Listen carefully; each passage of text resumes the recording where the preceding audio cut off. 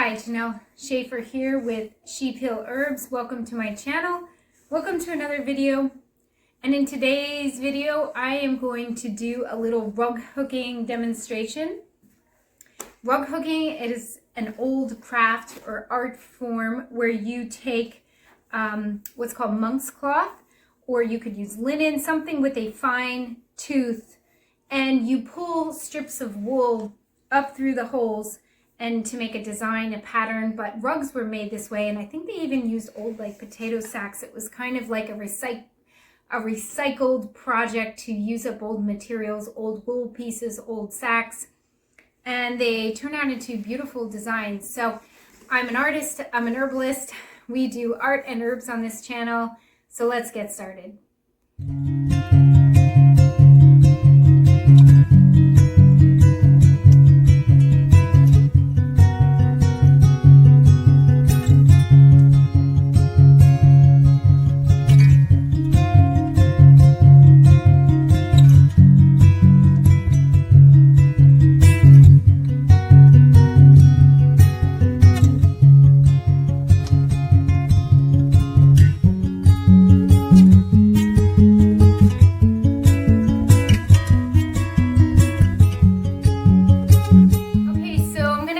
To subscribe, hit the bell button, the like button, and leave a comment down below. Just say hi, happy spring.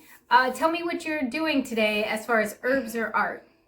All right, so let's get started with the demonstration.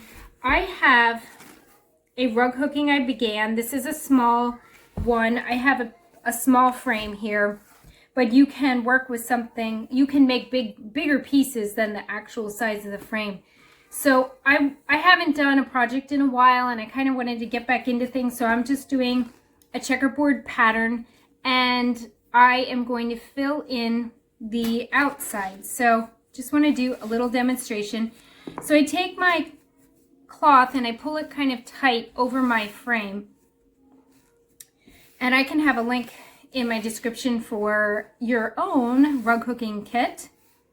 And what I'm going to do is I'm actually going to be filling in this outside portion with a dark green color, but I want to make a border of white, like a tan white, around all these square pieces.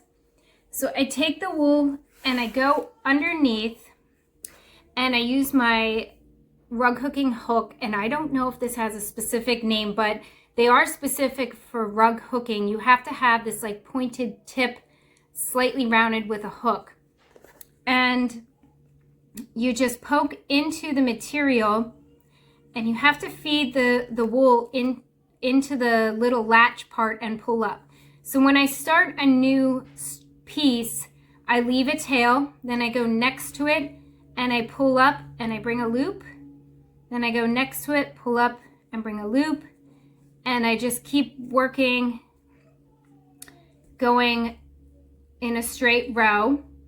And like I said, I'm going to make a border of a lighter color, a white, that will offset these darker colors before I do the darker green outside border.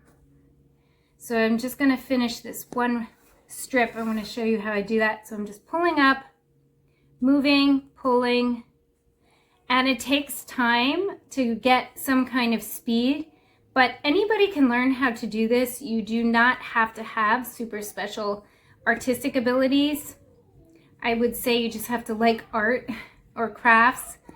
And I'm almost done with the row. I feel it from underneath. So I'm going to pull the last part of the wool strip up. And so I have these two tails. And where they start and where they finish, you have to trim them down so that it matches the same height. And when the whole piece is finished, you don't notice those trimmed pieces. And then, all right, so I'm working on this small piece. This would be like a wall hanging, or you could even put it on a table, maybe for a vase or a bowl. And I should show you my frame. So this is my frame. I actually bought this on eBay, but I will put a link for frames and materials to Amazon in my description. Someone made this homemade and you can make your own. I didn't want to go through that trouble. And the frame is not that big, but as you can see, my piece that I'm working on is bigger. So you can work with bigger material. You just kind of have to slide it along the frame as you're working. So I just am doing a checkerboard pattern, and I'm doing a border around the checkerboard pattern to make it really stand out. I have a dark green that I will be filling in all of this space, but I want to first take a light tan color and outline all these checkerboards. So I put my monk's cloth on the frame and I pull it snug, and I'm using wool strips. So you use wool and it's cut into strips, a 1/4 of an inch maybe. And you take your little rug hooking hook, and I don't know if this has a specific name, but I will link that in the description too. You have to have this special hook that's kind of rounded at the tip, and it works really well with this fabric. So you push down and you have to thread the strip onto the hook, and you leave a tail when you first start a new row. And then you just go down, pull up, and you make these loops. And you want to make them as even as possible, the same height, so that your entire piece looks as uniform as possible, and that takes practice. And I can go kind of quickly now because I'm practiced at this. Haven't made too many, about 3 total. One was very large, 2 like medium size, nothing as big as a whole rug though. So I just keep going across, and I'm almost at the end. I can feel the wool underneath, and I'm going to pull the tail up. So now I have these 2 tails, and what you have to do is trim them so they're equal height with the loops. And then I'm going to just continue going around my design until I have the whole border in white. Then I will fill in with green. All right, today's video was just kind of like a fun art video. I like to intersperse them in between my herb videos. This is the rug hooking I'm working on. I went to school for art education, and I did a little bit of every type of art. Fiber arts was probably my favorite area. I love weaving. I love rug hooking. I love sewing and knitting. I think I like working with the fibers. So I encourage you to find an art project or an art outlet that you like and love. It's very healing. It's good for people to be creative. We are creative beings.